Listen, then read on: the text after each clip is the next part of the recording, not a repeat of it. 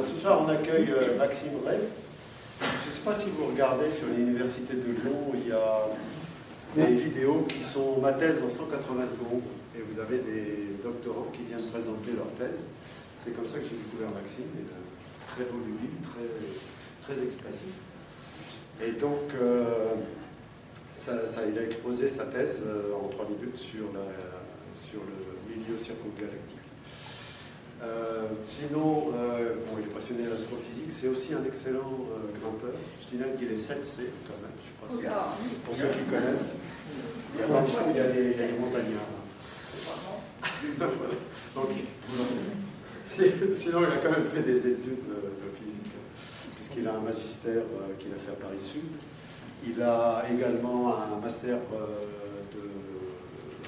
d'astrophysique à l'Université de Lyon. Il est sorti major de taekwondo. Il n'est pas bon qu'en escalade. Et puis actuellement, il est doctorant en CRAL, donc pendant quelques temps. Ensuite, eh bien, il postule actuellement pour d'autres postes à l'étranger. Donc, à suivre. Voilà. Merci Maxime. Merci. Bravo. Donc, comme il vous l'a dit, je fais des simulations. Et là, je ne vais pas parler précisément de ma thèse, mais plutôt du cadre qu'il y a autour et pourquoi les simulations. Et donc, je vais vous présenter ça en 3 parties. Pour la première, je vais vous présenter les différentes échelles de l'univers. C'est très important de voir à quel point l'étendue des ordres de grandeur est énorme.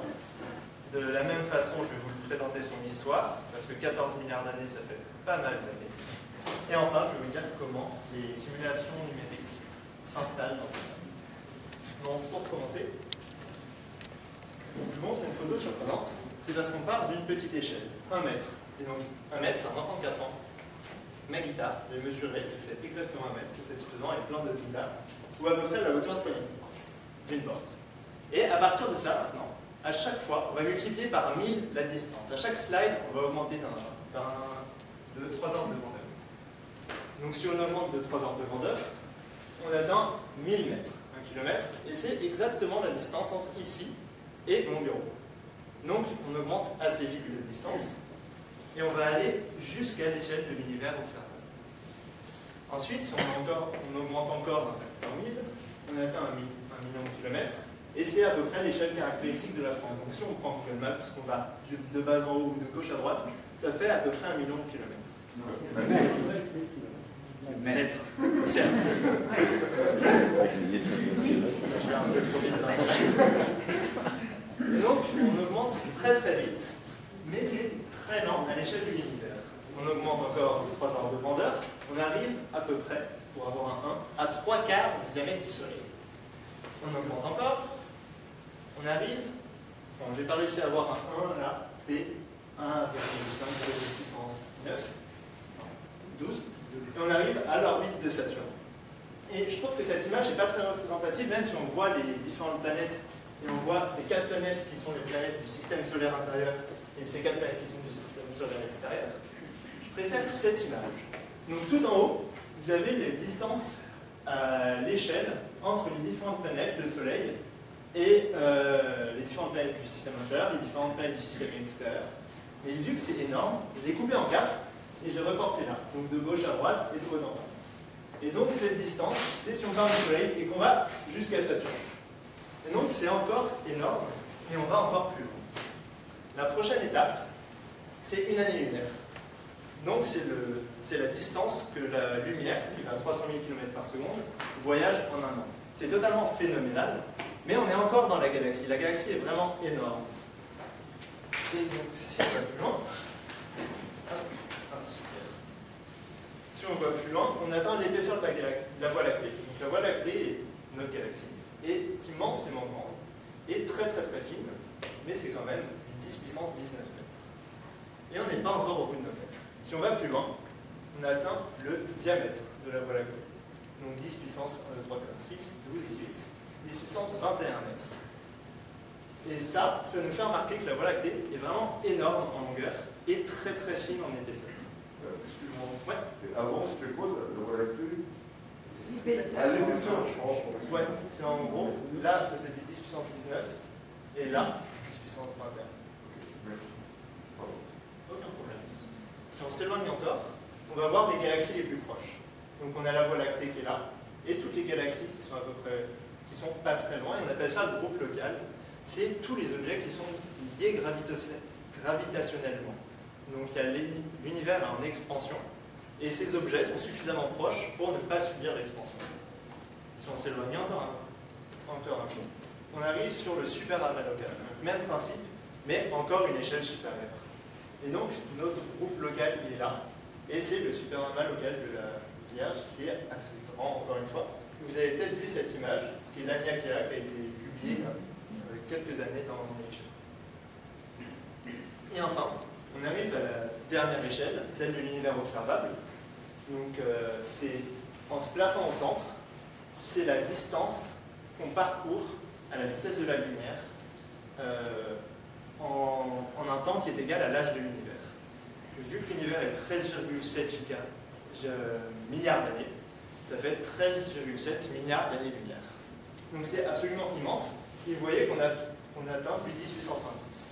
Donc à la base, on est parti du petit enfant de 4 ans. Il faudrait 10 puissance 26 petits enfants de 4 ans bout à bout pour aller de là à là. Et une image qui résume tout ça très bien, c'est celle-ci. Donc contrairement aux échelles linéaires qu'on est habitué de voir, où quand on va 2 fois plus loin, on voit quelque chose qui est 2 fois plus grand, ici quand on va 2 fois plus loin, on voit quelque chose qui est 10 fois plus grand. Donc c'est ce qu'on appelle une vue logarithmique. Donc ici on a le Soleil avec les planètes qui sont les plus proches, et quand on s'éloigne, on va voir les planètes de plus en plus loin, puis on voit les autres étoiles et les poussières qui composent notre Voie lactée, on voit ensuite les autres galaxies, et quand on s'éloigne encore, on voit une certaine structure qui s'appelle la toile cosmique, jusqu'à atteindre un univers qui est à peu près homogène et uniforme. Et donc on a parcouru 10 puissance 26 ordres de grandeur en taille. Maintenant, on va en parcourir pas mal en parlant de l'histoire de l'univers et de comment les galaxies se sont formées. Si on parle des débuts de l'univers, au tout début, on ne savait pas vraiment ce qui s'est passé, mais il y a eu quelque chose qui est apparu. C'est ce qui s'appelle le Big Bang. Ensuite, 10 puissance moins 32 secondes après, par des calculs extrêmement compliqués, on réussit à aller à peu près jusqu'à ce temps après le Big Bang, donc c'est incroyable. On sait que la matière est un plasma bizarre, des quarks, des gluons, quelque chose de mélangé très très dense et très complexe. Après quelques temps, tout ça, ça a grandi exponentiellement. C'est ce qu'on appelle l'époque de l'inflation. Et donc, en grandissant exponentiellement, on a une expansion pas adiabatique dans ça, on a une expansion qui va refroidir l'univers, et toute cette matière qui est couplée va pouvoir commencer à s'assembler. Donc les quarks vont se rassembler pour former les premiers noyaux atomiques. Les noyaux atomiques sont composés de protons, de neutrons, et c'est ça qui est composé des quarks et gluons dont j'ai parlé avant. Après encore pas mal de temps, on a atteint une époque qui est très très intéressante. C'est ce qu'on appelle la recombinaison. Donc vous voyez cette image, vous allez la revoir plus tard, c'est après 380 000 ans. Ces noyaux atomiques, ils étaient couplés jusque-là. Les photons ne pouvaient pas s'échapper. Les photons, c'est ce qui compose la lumière.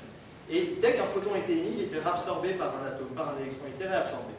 Et donc c'était très dense. Et à ce moment-là, l'univers s'est tellement étendu que les photons ont pu s'échapper. Et donc, on a obtenu la première image de l'univers, qui est celle-ci que je vous montrerai un peu plus tard.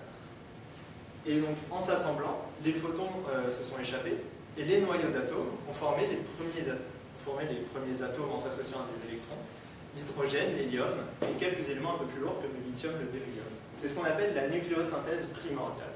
Nucléosynthèse, nucléus, c'est le noyau, synthèse, c'est comment elle s'est créée, et primordiale, parce qu'elle a lieu au tout début de l'univers. Ensuite, on a ce qu'on appelle les âges sombres. Donc après avoir émis cette première lumière, l'univers est devenu neutre. Il n'y a pas grand-chose qui s'est passé. L'univers est en train de s'agrandir, les atomes sont perdus un peu tout seuls, ils n'émettent pas beaucoup. Il y en a quelques-uns qui émettent de la lumière, mais ils sont très peu. Donc, pendant toute une période, on voit absolument rien. Il n'y a aucun rayonnement. Jusqu'à ce que les premières étoiles se forment et rééclairent l'univers. Donc ça va prendre quelques temps. Et c'est ce qu'on va appeler la réionisation. Les étoiles, en étant créées, elles vont émettre énormément de photons, ioniser l'univers, et à partir de ça, on va pouvoir faire des mesures et des magnifiques observations du ciel. Et donc, ce qui nous limite pour voir dans le temps, on a cette image, ensuite on n'a rien, et puis après, on a les premières étoiles qui commencent à émettre de la lumière. Et ce qui nous limite, c'est l'intensité des étoiles. S'il n'y a qu'une étoile dans l'univers, on va avoir beaucoup de mal à la voir, parce qu'il faudra un télescope énorme. Et ensuite, on arrive à l'évolution des galaxies. On arrive à l'évolution des galaxies. Donc ces étoiles se sont formées, et elles se sont assemblées, et elles ont formé les galaxies, qui sont des structures composées d'étoiles, comme je vous le présentais juste après. Et la dernière étape, c'est l'époque actuelle, donc après 13,82 milliards d'années. Je dirais 14 peut-être dans la présentation par approximation. Donc là, on voit qu'on a encore 10 puissance 9 ordres de grandeur, ce qui est énorme. Et cet univers, de quoi il est composé? Je vais vous ramener des souvenirs de lycée, probablement, qui est le tableau de Mendeleïev. Quelque chose de vraiment impressionnant et qui présente à peu près tous les atomes qu'on connaît, en partant des plus légers, l'hydrogène, et ensuite, quand on va vers la droite et qu'on va vers le bas, à peu près, on va vers les atomes de plus en plus lourds. Donc un hélium est plus lourd que l'hydrogène, ensuite le lithium est plus lourd, le beryllium est plus lourd. Et ça, je vous le montre pour vous parler de la composition de l'univers. Dans les atomes, l'univers est composé à 92% d'hydrogène, 7% d'hélium, et tout le reste, c'est-à-dire tout excepté ça et ça compose 0,1% de l'univers. C'est vraiment pas beau. Et ça, c'est en nombre. Si on considère ça en masse, ça va être différent. Parce que comme je vous l'ai dit, l'hydrogène et l'hélium, les deux premiers, ce sont les plus légers. Donc le 0,1% va pouvoir augmenter si on considère la masse de ces éléments au lieu de leur nombre. Mais c'est quand même pas très gros. On a 74% d'hydrogène, donc 3 quarts d'hydrogène, à peu près 1 quart d'hélium, une cacahuète des autres éléments. Et ces autres éléments, ils sont principalement répartis comme ça. Donc pas mal d'oxygène, pas mal de carbone, et puis ensuite ça devient vraiment de très petites fractions.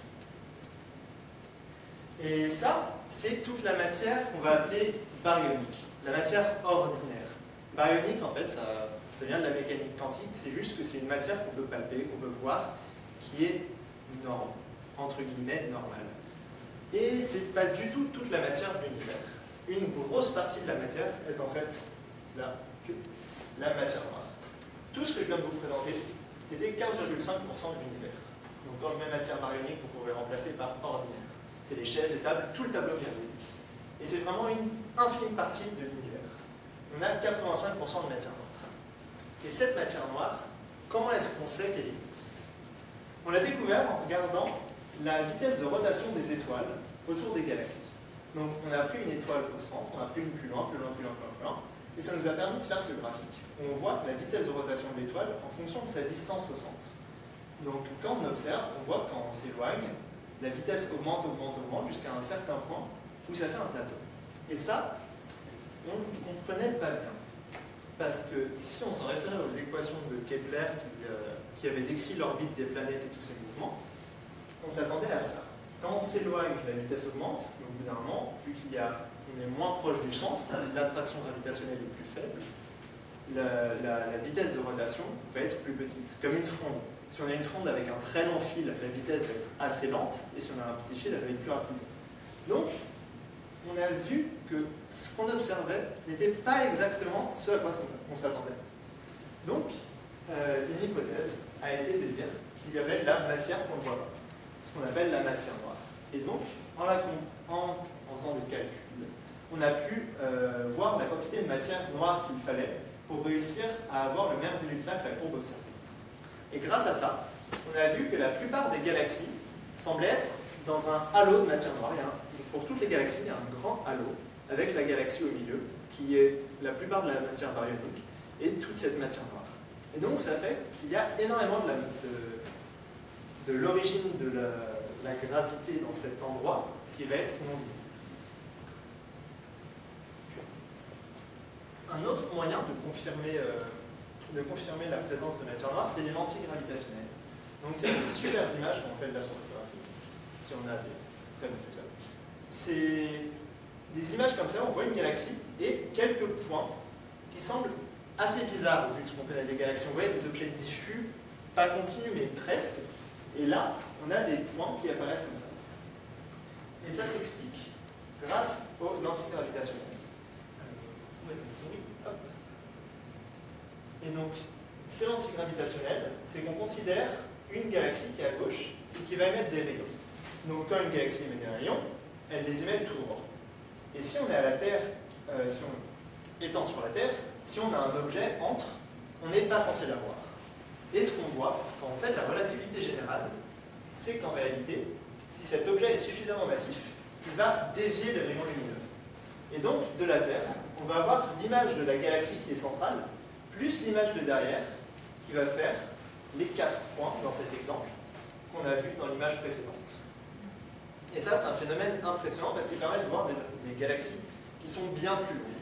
C'est ce qu'on appelle un télescope cosmique, enfin, ce qu'on peut appeler un télescope cosmique parce qu'il nous permet de voir des galaxies qu'on n'aurait pas pu voir autrement. Et ça permet de faire des images absolument magnifiques, selon la configuration de la galaxie qui est au milieu et de la galaxie derrière. Donc on peut voir des arcs comme ça, on voit une galaxie qui est un peu déformée, ou ça, qui ressemble vachement à un smiley, donc je le dis.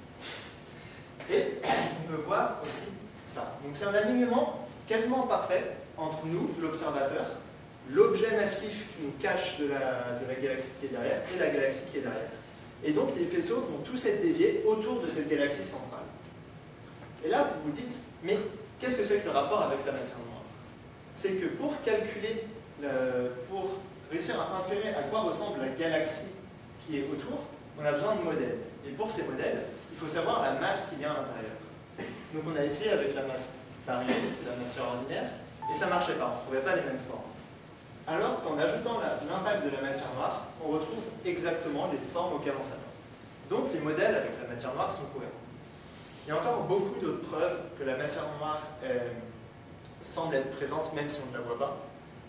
Mais je ne vais pas toutes les présenter, et je vais passer à la façon dont elle s'agence. Donc ça, c'est l'image dont je vous ai parlé tout à l'heure. C'est la première lumière qui avait lieu à peu près 380 000 ans, durant l'époque de la recombinaison. Ça, c'est une carte du ciel. Donc, c'est une façon optimale de regarder, de représenter la couverture entière du ciel. Et les couleurs représentent des températures. Globalement, elle est à 3 Kelvin, donc très proche du zéro absolu. L'univers était très froid à cette époque. Et il y a une variation de 10 puissance moins 4 entre le plus rouge et le plus bleu des points. Ça nous dit deux choses.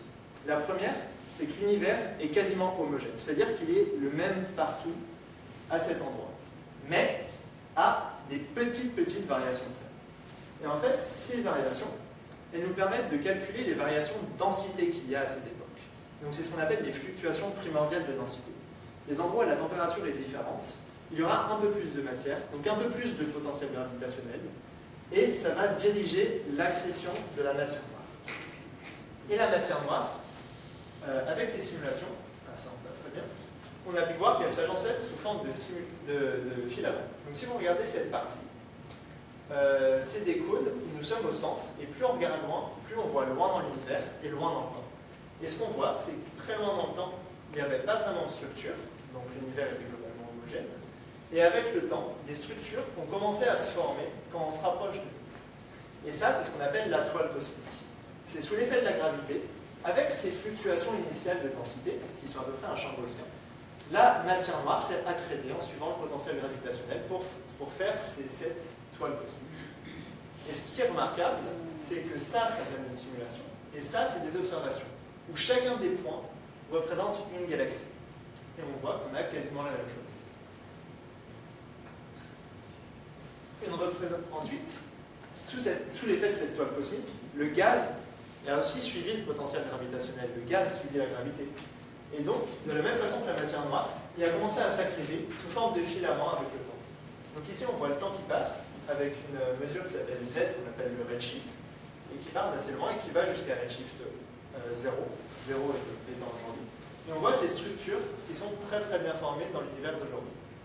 Et le point important de tout ça, c'est que si on regarde à très grande échelle, l'univers ressemble globalement à une toile d'araignée avec des grands filaments et certains nœuds au milieu où la matière est plus où il y a plus de matière. Et si on zoome énormément sur ces zones pour comprendre comment les galaxies se sont formées, donc un zoom de 100 millions de fois, on arrive à une échelle toute petite au cœur de ces nœuds, sur les nuages moléculaires. Donc les nuages moléculaires, je vous en parle parce que c'est des choses extrêmement importantes pour la formation des étoiles.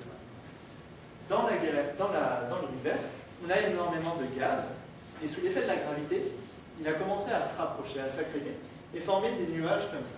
on avait l'hydrogène, et il s'est assemblé pour former des molécules de H2, principalement. C'est pour ça qu'on appelle des nuages moléculaires. Et ils sont très forts. Et après s'être effondré comme ça, on va avoir des régions de grande surdensité. Et ces régions de surdensité vont permettre de former des étoiles. Donc globalement, on va catégoriser les étoiles qui se sont formées en deux types.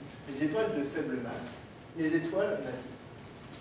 Donc, en s'effondrant, l'hydrogène va commencer des réactions de fusion nucléaire au milieu de l'étoile.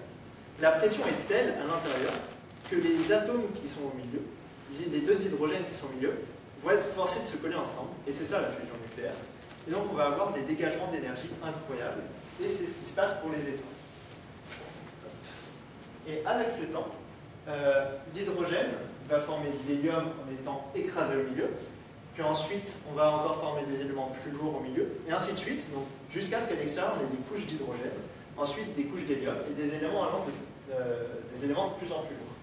Donc on le voit sur ce dessin. À l'extérieur, on se retrouve avec de l'hydrogène. Ensuite, à l'intérieur, on a de l'hélium, ensuite du carbone, de l'oxygène, etc. Et ça, ce qui est très intéressant, c'est que ça va à peu près jusqu'au fer. Donc, si on regarde sur le tableau périodique, ça veut dire qu'on va que jusque-là. Parce qu'en fait, le fer est ce qu'on appelle un élément métastable. Si on regarde dans la physique atomique la structure de l'atome de fer, l'énergie qui lie son noyau par nucléon va être maximale pour le fer. Donc ça fait qu'il y a une quantité qu'on ne réussit pas, que les étoiles ne réussissent pas à dépasser, et c'est le fer. Elles vont aller jusqu'à la formation du fer dans leur cœur.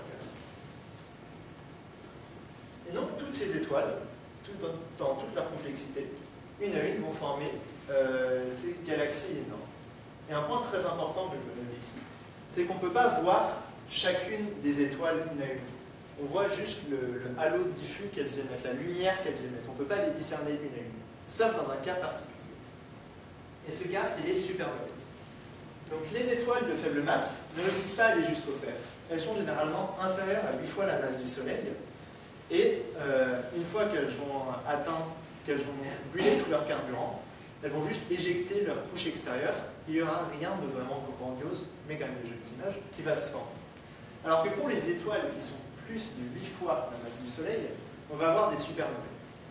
Donc après avoir créé énormément d'éléments, au milieu, tout le carburant va être utilisé et on ne pourra plus faire d'éléments plus lourds que le fer parce qu'il est métastable. Donc on n'aura plus de support de pression au milieu. Alors qu'il y aura toujours énormément de fusion nucléaire autour. Donc qu'est-ce que l'étoile va vouloir se faire? Qu'est-ce que l'étoile va vouloir faire? S'effondrer sur elle-même. Vu qu'il n'y a plus de support de pression, elle va s'effondrer à une vitesse supersonique et ensuite rebondir, ce qui va faire une explosion qu'on appelle la supernova. L'énergie d'une supernova, c'est 10 puissance 44 joules. Donc tout à l'heure, on était allé à 9 ou 10 ordres de grandeur pour la jeu d'univers, 26 pour toutes les échelles impliquées, et là, on va aller à 44. Un pistolet à billes a une énergie d'à peu près 1 joule. Donc si on multiplie ça par 44 ordres de grandeur, on obtient la puissance d'une supernova. Et c'est vraiment une énergie énorme. Et ce que je vous ai dit tout à l'heure, c'est qu'on ne voyait pas les étoiles une à une dans une galaxie. Mais dans le cas d'une supernova, on va voir un point lumineux qui apparaît. Donc là, on voit une supernova qui a eu lieu, et sa luminosité qui diminue avec le temps. Et quand elle commence à avoir lieu, on voit un point très très lumineux, aussi lumineux que la galaxie, qui permet de voir l'effet de la supernova. Donc toutes ces galaxies, elles vont avoir différentes morphologies en fonction de leur évolution. Et ça, c'est une chose qui m'intéresse beaucoup dans la recherche. Et une des premières classifications a été faite par Hubble. Maintenant, on a des vraiment plus jolies quand même, avec plein d'images de galaxies. Et je vais vous présenter les différentes. Donc on a des spirales barrées, comme la Voie lactée. Si on a des bras spiraux, avec une grande barre au milieu, on a les spirales non barrées. C'est la même chose, mais sans barre. J'aime bien celle-là parce qu'elle ressemble à des simulations.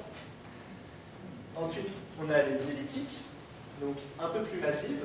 Elles vont avoir une forme plus diffuse que les spirales barrées et non barrées.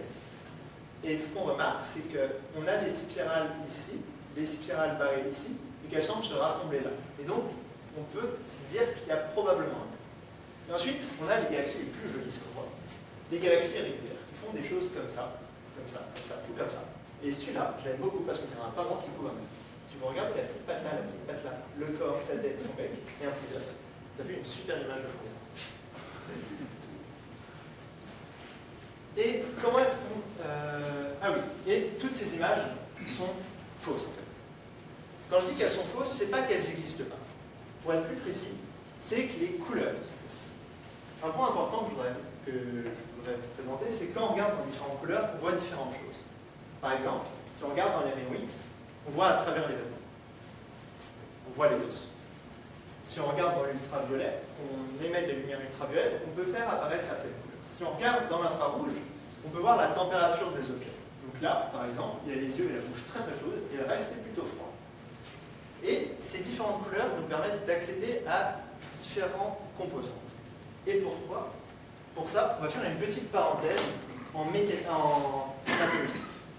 Donc comme je vous l'ai dit tout à l'heure, un noyau d'atome, donc tout petit, à peu près 10 puissance moins 15 mètres, on va de l'autre côté de l'échelle, tout à l'heure on était à 10 puissance 26, maintenant on se retrouve à 10 puissance moins 15. C'est composé de protons et de nucléons, avec des électrons qui vont graviter autour. Donc la taille caractéristique d'un atome, c'est 10 puissance moins 10 mètres. Donc là, vous voyez très bien que ce n'est pas à l'échelle, et que ce noyau, ça ferait un tout petit point qu'on ne verrait même pas, et que les atomes sont principalement constitués de fibres. On est principalement constitués de fibres. Et une chose très importante, c'est que ces électrons qui sont en train de tourner comme des fous autour des atomes, ils ont une certaine énergie. Et cette énergie, elle peut changer. Et c'est ça qui est très important pour comprendre pourquoi, quand on regarde différentes couleurs, on voit différentes choses. Quand on part dans la mécanique quantique et plein de calculs compliqués, on voit qu'en fonction de l'état des atomes et des électrons qui les entourent, on a différents niveaux d'énergie qu'on peut classer. Donc ça, c'est une image de mécanique quantique qui est assez utilisée pour les cours, mais elle n'est pas facile à voir. Donc on va plutôt regarder celle-là, qui est à peu près la même représentation. Et donc on a l'état qu'on appelle fondamental de l'atome, c'est quand il est calme, reposé, et puis il va pouvoir s'exciter et atteindre des états excités, présentés là. Et il a différents moyens de s'exciter. Donc s'exciter, c'est passer du niveau fondamental ou d'un niveau inférieur à un niveau supérieur, donc la flèche jaune. Et il y a deux grands processus qui vont provoquer cette excitation. Le premier, c'est la photoionisation. Si ici il y a un atome qui est là et qu'un photon arrive, il va absorber l'énergie de ce photon et l'électron va s'exciter. Un autre moyen, c'est si on a deux atomes qui rentrent en collision. Donc typiquement, ça arrive dans des milieux très très chauds et denses. Parce que les atomes bougent beaucoup, la chaleur c'est à peu près le mouvement de l'atome, et donc il y a plus de chances qu'ils rentrent en collision, et ça va devenir important à ce moment. Mais les atomes, ils n'aiment pas trop être excités, ils aiment être stables. Donc ce qu'ils veulent, c'est redescendre le plus vite là. Et quand ils redescendent, ils changent de niveau d'énergie. Et on sait que l'énergie se conserve, donc ils doivent en faire quelque chose. Et ils vont émettre un photon pour perdre cette énergie. Donc les collisions ou la photoionisation vont leur permettre de monter de niveau d'énergie. Par exemple de 1 à 2, de 1 à 3, il y en a plein de possibles. Une fois qu'ils sont à un niveau d'énergie élevé, ils vont vouloir retourner à un niveau d'énergie plus bas en émettant un photon. Comme dans ce laser, il y a plein de photons qui sont émis. Et les propriétés incroyables du laser, c'est que c'est des photons d'une seule couleur. Et en relâchant leur énergie, on va pouvoir calculer une longueur caractéristique de cette énergie. Donc si par exemple, on passe du niveau 3 qui vaut moins 1,51 électronvolts, une quantité qui permet de décrire l'énergie, c'est à peu près 10 puissance moins 19 joules, donc c'est vraiment infime. S'il passe d'un niveau 3 à un niveau 1, on peut faire la différence entre cette énergie et cette énergie. Et avec cette énergie, il y a une formule magique, qui est la constante de Planck fois la vitesse de l'objet qu'on considère. Donc là, c'est des photons qui se déplacent à la vitesse de la lumière. On peut obtenir ça. C'est lambda. C'est la longueur d'onde. C'est ce qui caractérise le photon. C'est ce qui caractérise la lumière du photon. Et donc vous voyez à partir de ça, que pour chaque différente transition, donc par exemple de niveau 4 à niveau 3, de niveau 4 à niveau 2, de niveau 4 à niveau 1, on va avoir une longueur d'onde différente. Et en regardant une certaine couleur, on va donc voir un certain état d'un certain atome. Et c'est ça qui nous permet les différentes couleurs en astronomie. Et comment est-ce qu'on y accède? Vous connaissez tous cette image. On utilise un prisme qui décompose la lumière en différentes longueurs d'onde, donc différents chiffres de cette longueur caractéristique. Quand on a une lumière d'onde, quand on a une lumière blanche, toutes ces longueurs d'onde sont ensemble et le prisme va permettre de les découpler. Et donc ici c'est un exemple, c'est le spectre du Soleil. Donc le Soleil va émettre dans plusieurs couleurs. Il y en aura des raies d'absorption. Et en mesurant leur longueur d'onde, on va pouvoir deviner l'élément qui les compose. Et ça, c'est super important quand on regarde les galaxies. Par exemple, si on regarde la Voie lactée en rayon gamma, on a des très très hautes énergies. On a des très très hautes énergies. Donc on va avoir des rayons cosmiques, des leptons qui vont à des vitesses relativistes, donc c'est-à-dire proches de la lumière, de la vitesse de la lumière. Si on regarde en rayon X, on va avoir du gaz qui est extrêmement chaud, donc par exemple qui va être généré par des trous noirs au centre des galaxies. Si on va dans le visible, on voit l'image qu'on connaît tous. Et là, une chose très intéressante, c'est qu'on voit la poussière qui cache la lumière des étoiles qui sont derrière. Si on va dans l'hydrogène H-alpha, donc là, je vous ai montré une transition très précise, c'est l'hydrogène qui passe d'un niveau 3 au niveau 2. Donc c'est une seule longueur d'onde. Et on voit le gaz qui s'est fait ioniser. C'est très intéressant pour voir quelles sont les étoiles jeunes. Et si on va dans l'infrarouge, on peut voir à travers les poussières. Donc si vous mettez cette image, vous avez plein de poussières qui nous empêchent de voir. Et par contre, à l'infrarouge, comme quand on fait des radios, on voit à travers cette poussière. Et une image que j'aime beaucoup, c'est celle-ci. Parce que c'est ce que je vous ai montré tout à l'heure, les piliers de la création, où on voit des régions où se forment beaucoup d'étoiles. Mais on voit principalement de la poussière qui cache la lumière ici. Alors que si on regarde là, en infrarouge, on voit les étoiles. Et donc on voit qu'ici, il y a énormément d'étoiles qui se forment, énormément d'étoiles qui se forment. Donc c'est vraiment une chose impressionnante à quel point on peut apprendre par la lumière. Et tout ce qu'on apprend en astronomie, jusqu'il y a quelques années avec les ondes gravitationnelles, tout ce qu'on apprenait, c'était grâce à la lumière. Et si on considère, si on regarde des galaxies dans une certaine couleur et une autre couleur, et qu'on fait la différence de ces couleurs, on a pris deux couleurs qu'on appelle U et R, pas besoin de savoir en détail, et qu'on a regardé en fonction de la masse d'étoiles qui étaient dans les galaxies, on a vu qu'elles s'agençaient selon deux régions plutôt. On a cette séquence qu'on appelle rouge, et cette séquence bleue avec une séquence au milieu, où il n'y a pas grand-chose. Et on se dit, il doit y avoir quelque chose. Pourquoi elles sont en deux régions séparées comme ça? Il doit y avoir des phénomènes physiques qui régissent ça. Et aussi, ce qui est très intéressant, c'est qu'il y en a beaucoup ici, et très peu ici. Donc, si elles passent d'un état à l'autre, ça veut dire qu'elles le font très vite. Une autre façon de voir ce graphique, c'est celui-là. C'est le même, mais sauf qu'on a changé le nom des axes, et j'ai pas trouvé dans l'autre sens, que là, le bleu est en haut et le rouge est en bas. Et en fait, ce qu'on voit, c'est qu'en regardant la différence de ces couleurs, en connaissant le spectre des galaxies, on voit que la différence de ces couleurs montre à quel point elles forment des étoiles. Donc quand on monte le long de cet axe, les galaxies forment plus d'étoiles. Donc celles ici, on les appelle des starbursts. C'est des galaxies très jeunes qui forment énormément d'étoiles. Et celles qui sont en bas, elles forment très peu d'étoiles. C'est toujours en fonction de la masse d'étoiles qu'il y a dans la galaxie. Et donc on voit ces deux régions. Et on a remarqué que celles qui étaient bleues étaient plutôt plus légères, qu'elles formaient plus d'étoiles que celles qui sont rouges, qui sont ici, donc celles-là, qui étaient plutôt elliptiques, massives. Et ça, c'est une des choses qu'on étudie avec les simulations. L'autre chose qu'on étudie, ça c'est un plot que j'aime beaucoup, c'est la relation entre la masse du halo. Donc comme je vous l'ai dit tout à l'heure, toutes les galaxies sont dans un halo de matière noire. On peut calculer la valeur de la masse qu'il y a en matière noire dans ce halo. Et donc si on prend toutes les galaxies, qu'on les met le long de ce graphique, et qu'on met sur cet axe la proportion de matière ordinaire qu'il y a, on voit qu'elles vont se répartir avec cette tendance. Et une chose surprenante que vous allez comprendre bientôt, c'est que si on regarde cet autre graphique, qui est à peu près le même, ici on a la masse stellaire qui est à peu près liée à la masse de matière noire, en fonction du nombre de galaxies qu'on a détectées. Donc ici, on a détecté beaucoup de galaxies qui sont de très faible masse, et quand on va vers les plus hautes masses, on en détecte de moins en moins, jusqu'à ce point, on en détecte beaucoup moins. Déjà, il y a un petit truc marrant, c'est que ce point, qui est le même que celui-là, donc une masse de 10 puissance 10 masse solaire, ou si on considère le halo à peu près 10 puissance 12 masse solaire, c'est la Voie lactée. C'est un hasard. Mais c'est très pratique parce que je me souviens de la masse de la Voie lactée grâce à ça. Et une chose très intéressante, c'est vraiment qu'il y a deux régimes. là, on descend d'une certaine façon, puis ensuite on descend d'une autre façon, et là, c'est la même chose.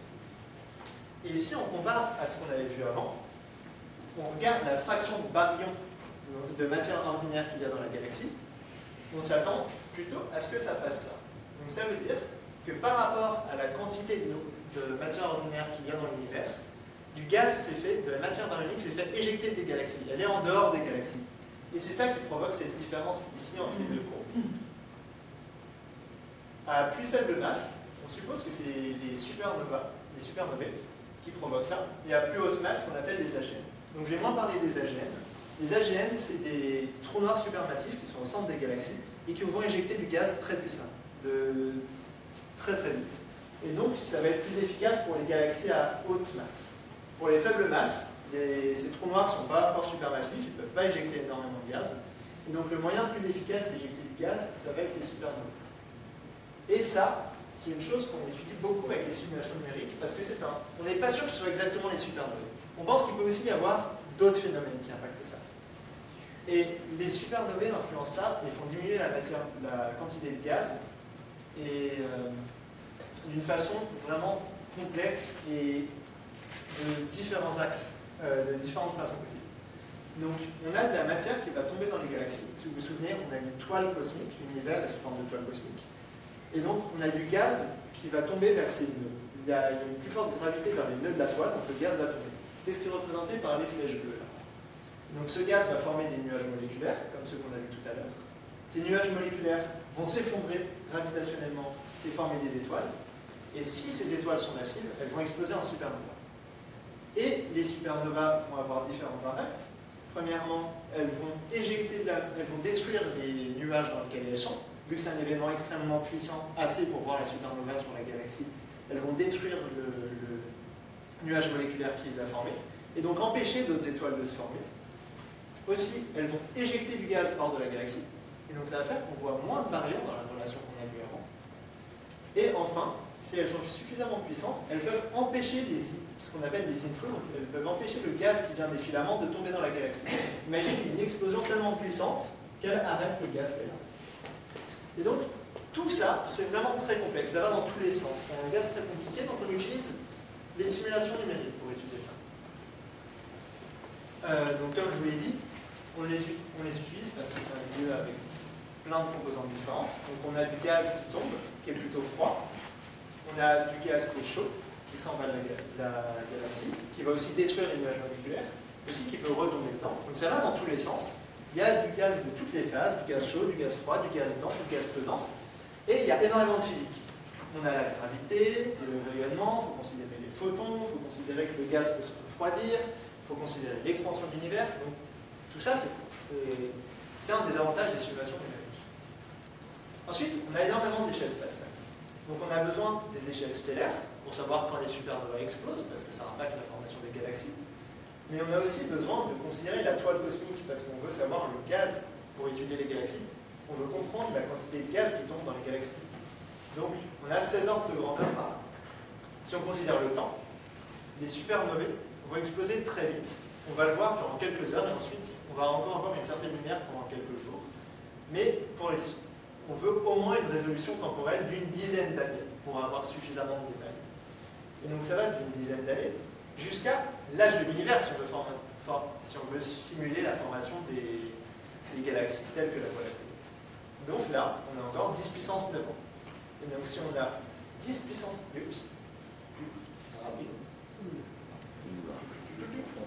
Si on a 10 puissance 9 ans en temps fois 10 puissance 16 en longueur, on a une complexité de 10 puissance 25. C'est énorme. On ne peut pas calculer tout ça à la main. Et donc, avec un papier et un crayon, on est bien vite limité. Et en plus, on fait des fautes dessus. Donc, ce qu'on utilise pour faire tous ces calculs, c'est un ordinateur. Mais un ordinateur, c'est pas suffisant. Donc, on les empile, on fait des colonnes côte à côte, et on en prend plein. Et ça fait un cluster, ce qu'on appelle un cluster ou un centre de calcul. Donc, c'est là qu'on va lancer les simulations en branchant notre ordinateur à ces empilements d'ordinateurs. Évidemment, c'est métaphorique. On ne va pas là-bas avec un câble parce qu'il fait beaucoup trop chaud là-bas. Et donc ça, un ordinateur tel que juste celui-là fait déjà 1 milliard de calculs par seconde.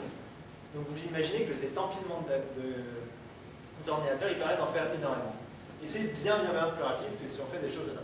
Donc ça, c'est l'argument principal des simulations numériques. Et ensuite, comment on fait pour utiliser ces simulations numériques? C'est bien beau de dire qu'il y a des calculs compliqués, mais comment on les met en place? Comment on sait qu'on passe de cette image à cette image?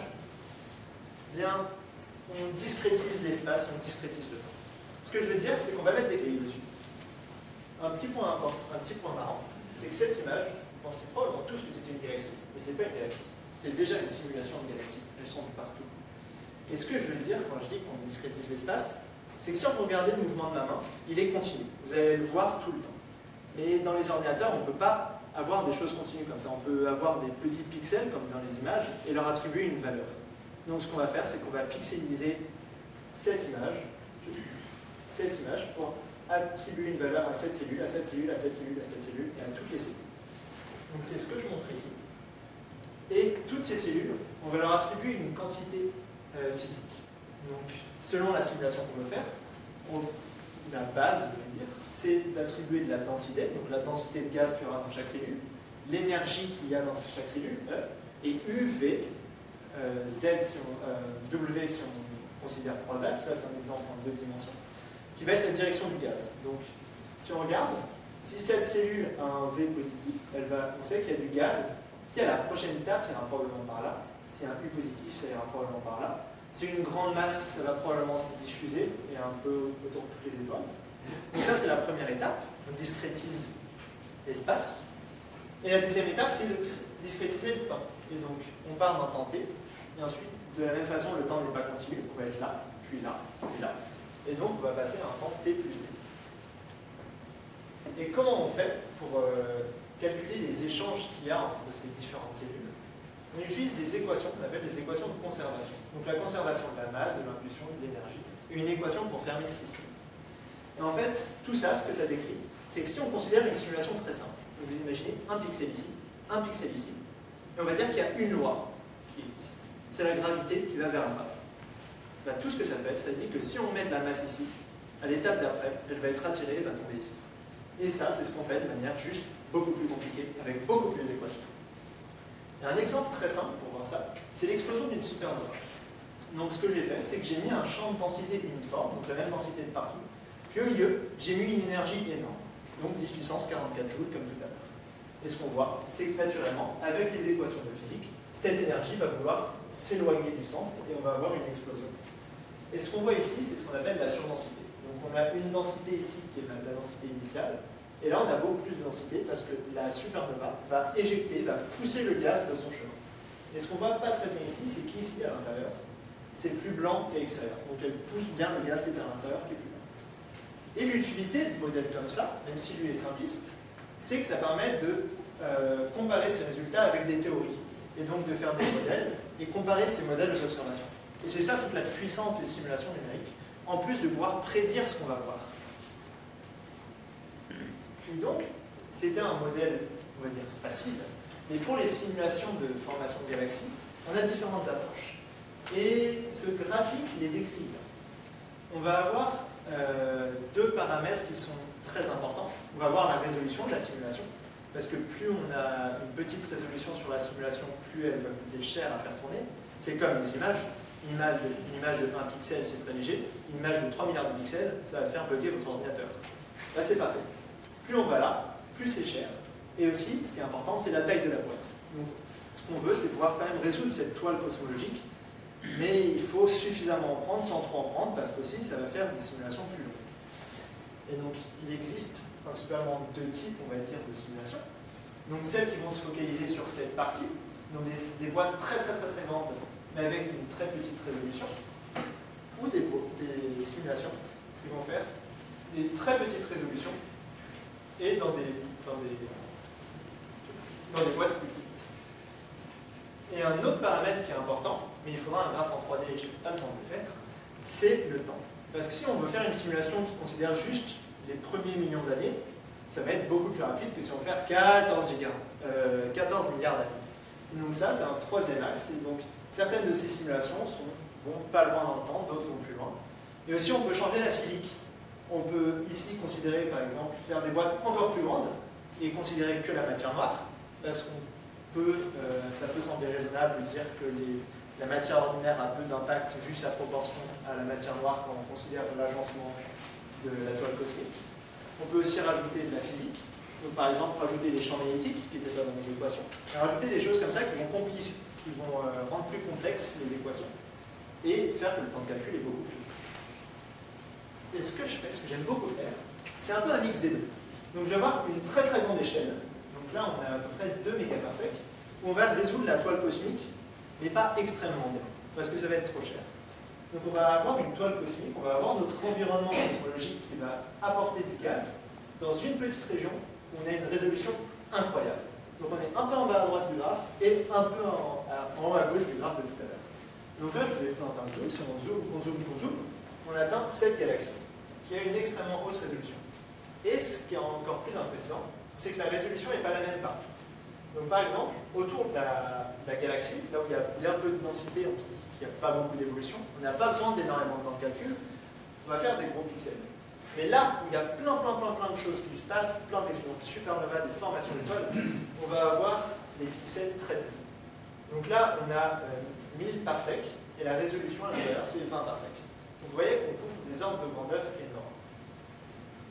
Et avec ces simulations, eh ben, on fait des jolies vidéos. Donc cette vidéo, c'est l'hydrogène neutre, assez froid, et on voit assez bien qu'il trace les galaxies. Donc, vous voyez une galaxie là, une autre qui va tomber dessus, qui se fait exploser la tronche. Et ici, on voit le gaz chaud qui est émis par ces galaxies. Donc on va principalement voir les explosions de supernova. Parce que j'ai pas mis d'AGN, j'ai pas mis de trou noir supermassif dans la simulation parce que c'est cher. Donc on voit les explosions qui vont réchauffer l'univers. Si on revient un peu plus tôt, bon, je vais pas revenir un peu plus tôt. Si on revient un peu plus tôt, vous allez voir toutes les explosions de supernova qui ont lieu. Donc il y a une étoile qui explose, ça fait 2 énormes jets. Et avec le temps, ça va réchauffer tout l'univers. Et ce qui est très intéressant, c'est que vu que j'ai sélectionné que le gaz chaud ici, on voit en négatif ce qui est là. Donc on voit le gaz froid en négatif. Et ici, c'est les étoiles. J'ai vraiment augmenté leur impact pour qu'on voit ce à quoi elles ressemblent. Et j'ai vraiment augmenté la lumière, je veux dire, pour qu'on voit ce à quoi elles ressemblent. En vrai, elles ne sont pas aussi grosses par rapport aux galaxies. Et donc on voit les galaxies qui arrivent et qui se rentrent dedans, c'est ce qu'on appelle l'émergeur. On voit par exemple, vous voyez, que les étoiles se font éjecter de la galaxie quand elles passent dû au potentiel gravitationnel. Et enfin, vu que de toute façon toutes les couleurs c'est faux, je vous ai mis 2 simulations. Donc celle-là c'est une combinaison des 3 simulations de tout à l'heure. Et celle-là c'est la même avec d'autres couleurs mais plus jolies. Et ça rend vachement bien ce genre d'écran. Et donc on peut voir quand les galaxies se rentrent dedans, tout à coup il y a beaucoup d'étoiles qui se forment. Donc il va y avoir beaucoup d'explosions de supernova. Donc ça va éjecter beaucoup de gaz chaud. On peut aussi voir leur trajectoire, qui sont principalement dirigées par la gravité, avec une accélération dès qu'elles sont très proches, et ensuite elles s'égrènent, une trajectoire balistique en revenant, etc. Et donc voici, et donc voici ma conclusion. Les simulations, c'est super parce que l'univers, il présente 10 puissance 26 ordres de grandeur, donc vraiment tout petit à côté. Il présente 10 puissance 9 ordres de grandeur en temps, donc vraiment énormément de temps de calcul, mais on peut quand même l'étudier grâce aux simulations, parce qu'on a une puissance incroyable à notre disposition. Et franchement, pas grand chose. J'étais presque synchro, mais ça. Et voilà.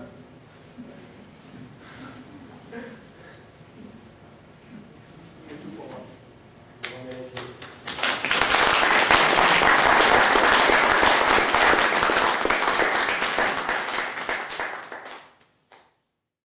Je sais pas comment on peut réécrire la lumière, c'est pas une question. En attendant, je laisse. Une question, quand on fait l'histoire de l'univers, comment on sait que c'est 380 000 ans après, pour les délais, on n'a pas de... C'est-à-dire, comment on sait que, par exemple, l'image que j'ai montrée a eu lieu 380 ans après le début de l'univers? Oui, c'était... En fait, on voit la taille de... On voit la vitesse à laquelle se vend l'univers, il va s'étendre et de plus en plus rapidement. Et donc si on regarde la fonction qui va diriger son expansion, on peut la tracer à l'envers. En fait, ça nous permet de voir à peu près quand elle tend zéro et de faire une approximation de ce temps. Et donc après, on peut voir, ah bah ça a eu lieu 380 000 ans après. Mais pour l'instant, les modèles ne détaillent pas tout ce qui s'est passé à 10 puissance moins 44 secondes après, parce que c'est une physique différente de celle qu'on connaît. Là, c'est dans les limites de la physique quantique qui existe. Une question sur les slides que vous avez montrés là. Il y avait la Niakea. Ouais. Ça, c'est des faits d'observation. On est d'accord. On est allé chercher les galaxies, ouais, leur vitesse de déplacement, etc. Ça, c'est quand on fait de la simulation, où est-ce que vous placez la matière noire? Par quelle voie vous allez la placer dans un volume espace-temps, cette matière noire? Puisqu'elle représente, on a dit, 85% de la masse totale. Ouais. Masse-énergie. Hein. Quand on parle de masse, on parle aussi d'énergie. Ouais, et quand on parle d'énergie, il y a aussi autre chose que je n'ai pas mentionné, c'est l'énergie noire. Oui. L'énergie noire, c'est ce qui va diriger l'expansion de l'univers et c'est l'énergie qui va faire qu'il s'étend de plus en plus vite. Et donc vraiment l'énergie de la matière noire et de la matière ordinaire, c'est aussi petit à côté de l'énergie qui vient de l'énergie noire. Et donc si on sait la façon dont elle s'est agencée dans les simulations, c'est en fait qu'on est parti de ça. Donc c'est vraiment une carte qui nous permet de voir les fluctuations de densité dans l'univers. Et ça, c'est à peu près ce qu'on appelle un champ gaussien. Donc pour ceux qui ne savent pas, une gaussienne, c'est si on prend un tas de vis et qu'on le lâche par terre, et qu'on regarde la distribution, ça va avoir une forme comme ça. Et c'est ce qu'on appelle une gaussienne. Et donc là, chacune des fluctuations a une forme à peu près gaussienne. Et ça, c'est donc on a à peu près la densité de l'univers, enfin la fluctuation de densité de l'univers à 380 000 ans. Et c'est de la matière baryonique, ça. En fait, les deux sont très liés. Parce que là, c'est les photons. La question, c'est quand je vois ces magnifiques simulations, disons, vous prenez un petit morceau d'univers, et puis vous allez rentrer les lois mathématiques qui vont gérer les composants. Et là-dedans, vous nous montrez quelque chose. Ce que vous nous montrez, ça va être l'énergie et la matière visible dans les simulations. Oui, donc, à partir de la matière visible, on peut calculer la matière noire. Ce qui gère ça, en partie importante, c'est ce qu'on voit pas. Et alors, ma question, c'est comment on va positionner, puisqu'on ne connaît pas les lois générales, là, et ça ne donne pas les lois de la matière noire. Parce qu'en fait, la répartition de la matière noire... à 10-5, là, on ne sait pas où est la matière noire là-dedans. Bah si, elle va suivre en fait la fluctuation. En fait, c'est des fluctuations. Donc, les endroits où c'est plus dense en baryon, ça veut aussi dire que c'est plus dense en matière noire, parce que c'est l'endroit où il y a la matière noire. Ça voudrait dire que c'est réparti proportionnellement à la matière baryonique, la matière noire. Est-ce qu'on connaît? On ne sait pas ces lois aujourd'hui. On ne les connaît pas. Dans une galaxie, par exemple, on suppose qu'il y a un globe de matière noire qui est un halo, mais on ne sait pas où c'est situé. Est-ce que ça se situe de manière homogène? Ah si, parce qu'en regardant les courbes de rotation, du coup, je vais vous montrer un graphique. En regardant les courbes de rotation, super bon. Oui, les courbes de rotation. Voilà. En fait, si on voit la matière qui manque, on sait la matière noire qu'il faut, et donc on a la matière noire ici, ici, et on peut inférer la matière noire qui est partout dans l'univers. Et donc c'est comme ça qu'on sait exactement la idée. Alors par exemple, pour la Voie lactée, on a une idée vague de la répartition de la matière noire dans les différents bras. C'est quoi cette répartition? Elle est ponctuelle? Non, c'est assez continu. Par exemple, pour la Voie lactée, on a des graphiques qui décrivent. Alors, c'est pas mon domaine d'expertise. On a un modèle qui s'appelle le modèle NFW, je ne sais plus le nom de celui qui a développé ça. Et on a des profils de densité on a des profils de la répartition spatiale des densités. Et donc ça ressemble à quelque chose comme ça, avec une densité qui diminue assez vite, ensuite qui ralentit en s'éloignant de la galaxie. Si jamais sur Internet, c'est le profil NFW. Et donc il y a différentes approches qui sont légèrement différentes. Et la principale différence, ça va être au centre de la galaxie, où où là, les modèles diffèrent un peu parce que l'impact des baryons est un peu différent. On se dit que si les supernovas éjectent des baryons, ça va changer le potentiel gravitationnel et aussi changer la façon dont se répartit la matière noire. Et globalement, on a une manière très précise de dérouler la matière noire. Est-ce qu'on a une idée de la masse qui est véhiculée par les photons, enfin, tout ce qui est ondes, photons, baryons, les photons, justement, ils n'ont pas de masse. Et c'est ça qui compte. Ils peuvent se déplacer à la vitesse de la lumière. Mais il y a l'énergie qui correspond. Ouais. Donc il y a une masse. C'est de la mécanique quantique et c'est assez compliqué, mais on pourrait faire une masse équivalente en fonction de leur énergie, mais vraiment dans la théorie ils n'ont pas de masse et je pense que c'est les limites de la loi d'Einstein qui s'appliquent à tout. Et ça je ne sais pas dans les détails, donc c'est de la mécanique quantique. Mais vraiment le principe de base des photons c'est qu'ils n'ont pas de masse. C'est pour ça que quand ils se baladent à la vitesse de la lumière dans Star Wars, c'est pas possible. Est-ce que ce travail de modélisation du mouvement des galaxies permet actuellement déjà de se projeter dans l'avenir au niveau de l'évolution de notre univers? Ou est-ce que c'est il y a différentes échelles pour voir ça. La première échelle, c'est à l'échelle de la Terre, ce qui va se passer. Donc globalement, le Soleil a, je me trompe peut-être, mais quelques milliards d'années. Il en est à la moitié de sa vie. Donc on sait que dans l'autre moitié de sa vie, il va éjecter les couches de gaz qu'il a autour. Donc, il ne va pas faire une supernova parce qu'il est trop petit. Il va éjecter les couches de gaz. Et dans une des couches de gaz, il y aura la petite Terre qui sera totalement explosée par cette couche de gaz. Donc ça, c'est l'avenir de la Terre. Et à plus grande échelle, sur l'avenir de l'univers, il y a différentes théories. Donc il y en a une, c'est que vu que l'univers s'étend de plus en plus vite, s'étend et en plus avec une accélération qui est de plus en plus rapide. Certains modèles prédisent qu'il va continuer de s'étendre de plus en plus vite, et au bout d'un moment, il s'étendra tellement vite qu'il ira en dessus de la vitesse de la lumière, et donc que tout va se décomposer lentement. Et ça, c'est un des modèles. Un autre des modèles, c'est que l'univers est en fait une sorte de répétition infinie de lui-même, où au début, il y a vraiment un univers, et ce qu'on appelle une singularité, quelque chose de très très étrange, qui va s'étendre extrêmement jusqu'à atteindre sa limite, puis se réécraser sur lui-même, puis se reformer, et puis ainsi de suite. Et il y a un troisième modèle, mais j'ai oublié ça. Mais il y a différentes approches, et on n'est pas sûr de comment l'univers va finir. Il y en a une qui dit qu'un jour, tu pourrais, parce qu'il y a, comme vous dites, il y a plusieurs théories, faire la forme d'élastique, c'est-à-dire cesser de s'éloigner, repartir dans l'autre sens, c'est ça, aller vers c'est ce que je veux dire, c'est s'étendre. Et la forme exacte, on la connaît sûre, parce qu'il y a des théories qui disent qu'il serait plat, d'autres qui disent qu'il est en forme de celle de cheval. Alors ça, c'est de la cosmologie, et à partir de la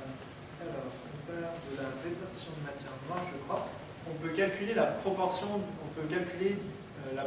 de matière baryonique ordinaire, la proportion de matière noire, la proportion d'énergie noire dans l'univers. Et dans toutes les variables qui sont appliquées, il y en a une qui est la courbure de l'univers.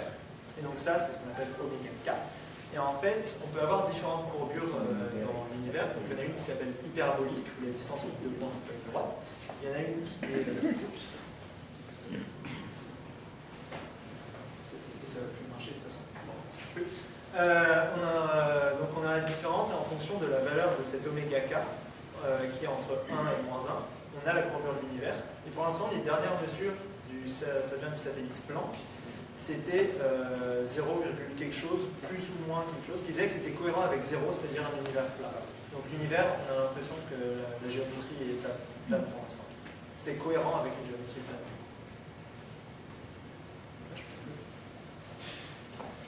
Vous avez parlé des groupes locaux de galaxies, où l'expansion de l'univers n'avait pas de prise en fait. En fait, c'est comme l'univers, c'est une pâte à cookies, où quand on la met dans le four, la pâte à cookies va s'étendre, mais les grains de chocolat vont rester grains de chocolat et s'éloigner les uns des autres. Et ces grains de chocolat, en fait, ça va être des groupes locaux. La gravité sera Alors, suffisante. est-ce qu'on a l'idée justement de la taille de ces grains de chocolat, donc quelle est la limite à l'endroit où, justement, Je pense que ça doit être de l'ordre de... Alors, je vais plus en mettre. Et ça doit être le super amas local. Ça va être le super amas local que j'avais montré tout à l'heure, parce que dans le papier qui avait été publié, dans l'article scientifique qui avait été publié, c'était justement le résultat. L'Aniakea, cette grande structure, il me semble, était liée gravitationnellement, et ça faisait du 10 puissance 24. Oui, parce qu'ils disent qu'il y a un grand attracteur dans l'Aniakea. Oui, c'est ça. Un attracteur gravitationnel, et que ça s'effondre. Donc à cette échelle-là, c'est encore la gravitation Qui est plus forte que les... qui est plus forte, et c'est à une échelle encore plus grande que l'univers, que ça se remarque l'expansion. Enfin, que ça se... Voilà. Et puis, il y a Ah oui, oui, non, oui, c'est à une échelle plus grande qu'on peut voir l'expansion de l'univers. Oui, c'est en regardant les galaxies qui sont bien plus lointaines que ça.